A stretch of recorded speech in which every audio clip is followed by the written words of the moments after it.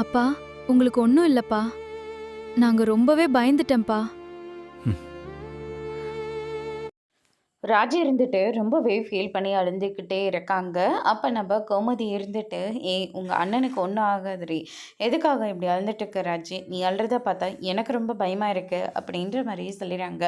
"அப்பா யாருக்கு என்ன பாவம் அத்தை பண்ணாரு? அவருக்கு போய் ஏன் இவ்ளோ பெரிய நோய் வந்திருக்கணும்?" ஆனா கதிர் வந்து யார்கிட்டயும் சொல்லாம கொள்ளாம இத்தனைக்கும் சென்னையிலே தான் இருந்திருக்காரு. அப்பாவ அவரு தன்னந்தனிமையில தான் நின்னு பார்த்துக்கிட்டு இருந்துருக்காரு. நம்மக்கிட்ட ஒரு வார்த்தை சொல்லியிருந்தா, நம்ம அப்பாவ நல்லபடியா பார்த்துருக்கலாமே அப்படின்ற மாதிரி சொல்லிடுறாங்க. ஏன் இன்னைக்கு ட்ரீட்மெண்ட்டுக்கு போனவங்க கூட கதை ரொம்பவே டென்ஷனாக இருந்தா. என்னடா ஆச்சுன்னு கூட நான் கேட்டு பார்த்தேன். ஆனால் ஒன்றுமே இல்லைன்னு சொல்லி என்னென்னமோ சொல்லி சமாளிக்க தான் பார்த்தானே தவிர என்கிட்ட ஒரு விஷயத்த கூட சொல்லவே இல்லையே. எனக்கு அப்பாவை நினச்சா ரொம்ப பயமாக இருக்காத்த அப்படின்ற மாதிரி சொல்லிடுறாங்க. எதுக்காகவும் பயப்படாத, நம்ம இப்போவே ஹாஸ்பிட்டலுக்கு போகலாம், உங்கள் அப்பாவையும் பார்க்கலாம் அப்படின்ற மாதிரி சொல்லிடுறாங்க. அத்தை இப்போவே போகலாம் அத்தை, மாமா கிட்ட இப்படியாவது பேசுங்க அப்படின்ற மாதிரி சொல்லிடுறாங்க.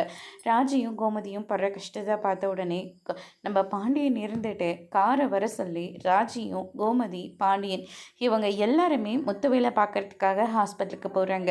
அங்கே நம்ம முத்துவேல் ரொம்பவே கிரிட்டிக்கலாக இருக்கிறதா சொல்கிறாங்க. ராஜி இதை கேட்டோன்னே அம்மா அப்பாவுக்கு ஒன்றும் ஆகாதில்லம்மா அப்படின்னு சொல்லிட்டு ராஜி ரொம்பவே ஃபீல் பண்ணி இருந்துட்டுருக்காங்க. கதிர் வந்து தான் சமாதானம் பண்ணிகிட்ருக்காரு. அதோட இன்னைக்கான பிரம்ம முடிச்சிருக்காங்க.